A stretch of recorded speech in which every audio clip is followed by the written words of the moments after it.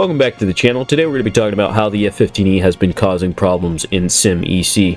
Now we will be showing 3 clips, one of which is after the nerf, and that'll be the first clip we show, and the rest are clips before the nerf of the F-15E. Now personally I prefer NATO jets in general. Doesn't matter what game, sim, or design, or really anything. I just like NATO jets over more Eastern Pac or Warsaw type of aircraft, and I've stated this in the channel before. But in terms of WarThunder, it's a video game. If this game was super realistic, we would have a historical game mode of F-15s fighting MiG-21s and MiG-29s, or Tigers fighting early Shermans, right? We don't have that, and there's a lot of other variables that go into actual war. So WarThunder, it's a video game, not super realistic. So they can have, you know, a chance to actually balance the game to make people happy, right? Instead of just pure historical accuracy and people getting pissed, right? As of now, the F-15E is probably one of the best, if not the best, BVR platform we have in the game. And as you can see there, we just scored 2 kills, and it's gonna get a lot better. Just watch this. There's another jet locking me, right? And we actually get into a dogfight with this guy. I'm dumping a bunch of countermeasures, and you can see he's pulling into my circle here. I dodge the missile, and I start to pull into him. And I mean, this is pretty much a 1v3, right? We killed 2 of his teammates. I believe there's another teammate on the way. And yeah, we're able to just outmaneuver the flanker, no problem. Gun him a little bit. He's still alive. And you guys could just watch this. But yeah, as I was saying, like, the F-15E is it's kind of overpowered. I'm not gonna lie. It's a very good jet. It does take a little skill to manage the aircraft. I don't think anyone could just hop in and, you know, get 10 kills immediately. But it's definitely one of the better airframes in top tier EC. And this kind of brings a little bit of problems to the game that are already prevalent. So I guess it would exaggerate those problems. Warsaw really doesn't have a counter to a lot of NATO jets. Yes, they can kill NATO jets by using unorthodox tactics, like, let's say if you're in a flanker, don't touch your radar, just fly low and use the R-27 ETs. You can rack up a decent amount of kills. But in terms of going into BVR or even dogfights, for the most part, you're going to get screwed over if you're fighting a NATO jet. Now, you do have R-73s and stuff like that, but it just doesn't carry Warsaw jets as much as people think it would. Now, let's talk about some remedies you can add to the game to stop Blue 4 teams or the F-15E from being so overpowered at Sim. Well, you could add SAMs. That can help. It would, like, long-range SAMs, right? That can unsaturate the map. It could make certain areas unflyable. That sort of deal, right? That can help out, but I don't think that would stop people from complaining about, you know, Blue 4 jets are too good type of deal, right?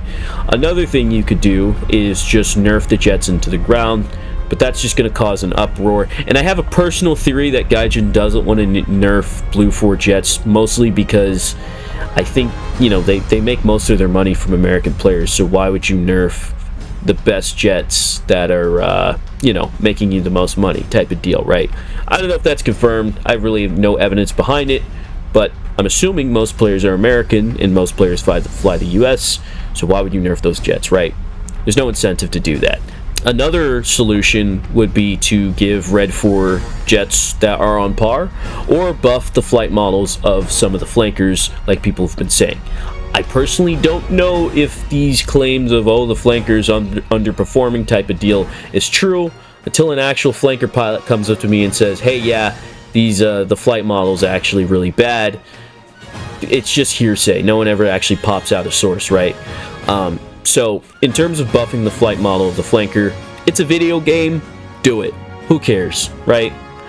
Even if it's not accurate, even if the flanker doesn't actually perform like that in real life, who cares? It's a video game.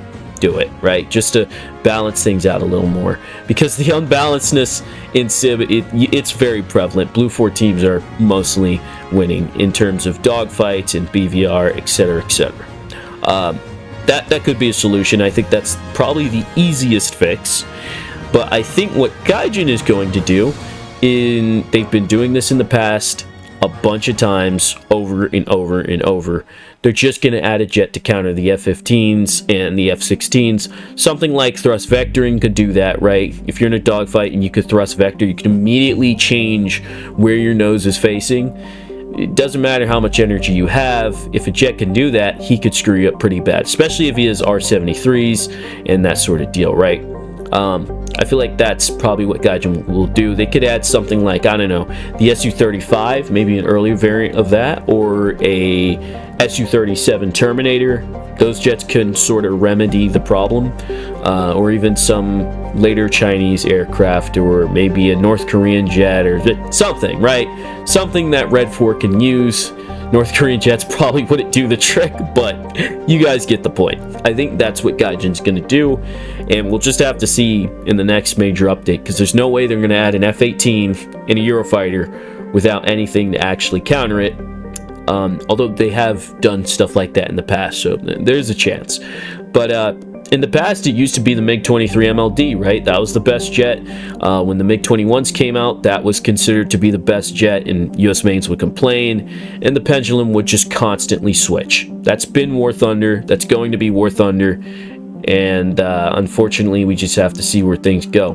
But yeah, in terms of the F-15E right now, I think the main protest people have been doing is simply just not playing red teams, and red teams are notoriously empty for the most part. So yeah, red teams, it's just rare to find them. A lot of people in my comments have been saying, I'm not flying Redfor anymore, I'm not playing WarThunder Sim anymore, and to that I say it is a protest, but unfortunately I don't think it really matters to Sim, because if Sim does depopulate Redfor teams eventually, WarThunder is just going to make matchmaking mixed like RP, and people will still play that, to be honest. I used to care about it a lot, but after playing some mixed matches and actually being able to find people and kill them instead of facing empty teams, I'm like, it's not that bad, right? So I think that's what Gaijin will do.